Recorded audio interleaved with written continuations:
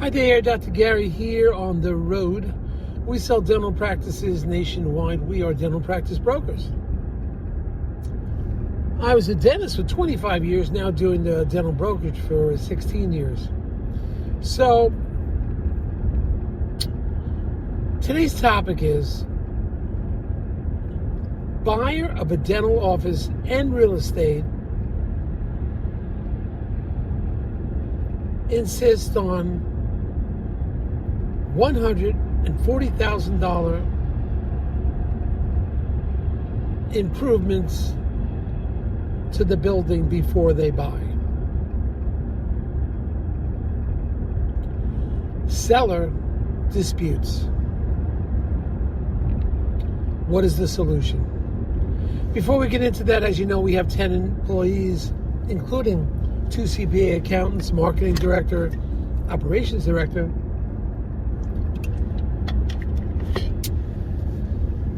and we do have a marketing operations, 2 CPAs. So we have a great team now. We're working 363 days a year. We take off Christmas and Easter.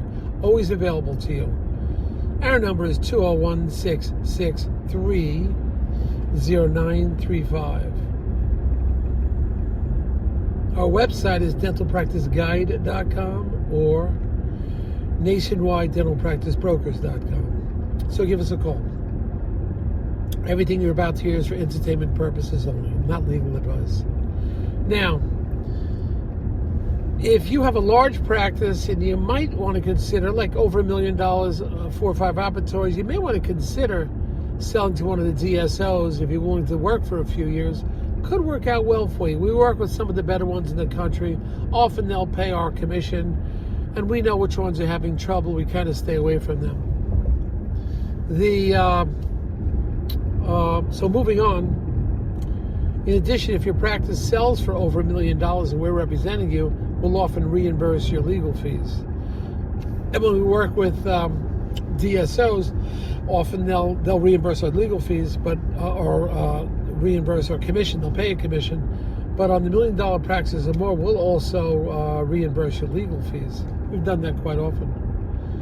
Anyway, so what's going on here? The doctor wants to buy the building. The buyer of a dental office wants to buy the building also.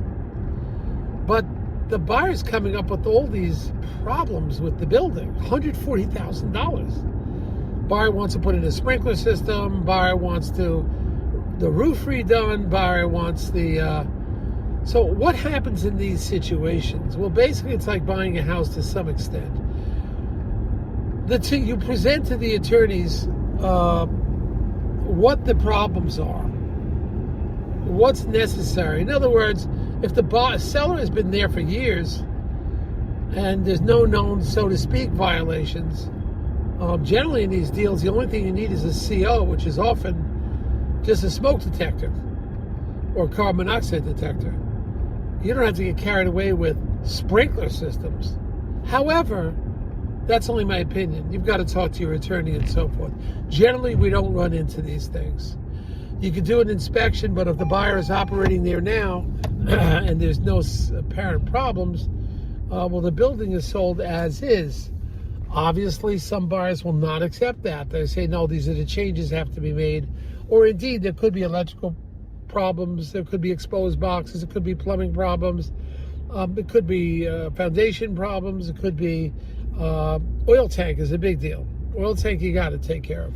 No question about it. If you have a leaking oil tank, the seller is responsible for that. But what you have here is a situation where I think the buyer is overreacting to the amount of changes that have to be made. He keeps talking about code violations, where if there's no violations in there, I guess if you bring enough professionals in, you'll find some kind of violation. But you could pretty much, in many of these deals, of course, it's a rental. You don't even need a CO, depending on the municipality and the state and so forth. So be aware of that. Again, you're asking your attorney for their final advice. I'm only giving some opinions. But to start tearing the deal apart because you have $140,000, you're going to lose the seller. So we say in these things, what is absolutely essential? For example, the buyer mentioned, well, the suction system's on the way out. And then you respond, well, wait a minute, is the suction system functioning? Is the doctor that's working there getting adequate suction? If he is, the fact that you want to replace it immediately, well, that's not really the seller's responsibility. If it was not working, yes. If you have a compressor that's not working or only one head is working, maybe there's some negotiation there. But when you start picking apart the entire building, this is where the attorneys will get their heads together and find out what is critical to be replaced, what is absolutely essential to be replaced. Because don't forget, you want a situation where the buyers can function in the office, and at the same time the seller, who's been functioning there with no problems, doesn't want to start replacing everything immediately. You can understand the seller's point of view. So it's a negotiation. The information is given to the two attorneys. The two attorneys then review what the requests are for changes, improvements, and so forth. They'll then make an analysis, and there'll be a negotiation between the two attorneys, and we'll help where possible. But that's pretty much how this thing will come about. And that's how you work it out. And I think it should work out great. But you don't start hitting the seller with $140,000 or $150,000 worth of improvements right away. You go easy on it. First of all, you bring an outside person in that can inspect. You blame it on the inspector, the building contractor, whatever. You don't hit the seller with it immediately. Speak to us. That's what we're doing now. I'm speaking to him. I'll speak to his attorney, the other attorney, and try to get a common ground. So you don't start saying, we want the price reduced. You say, we have some issues. Can you assist us in this? Rather than saying, we want a price reduction. Okay? You go easy on the seller. Because remember, you're buying the practice. It's the goodwill of the practice, your main focus. You want to be able to function in the building. You want a safe building, doesn't have a fire hazard or whatever.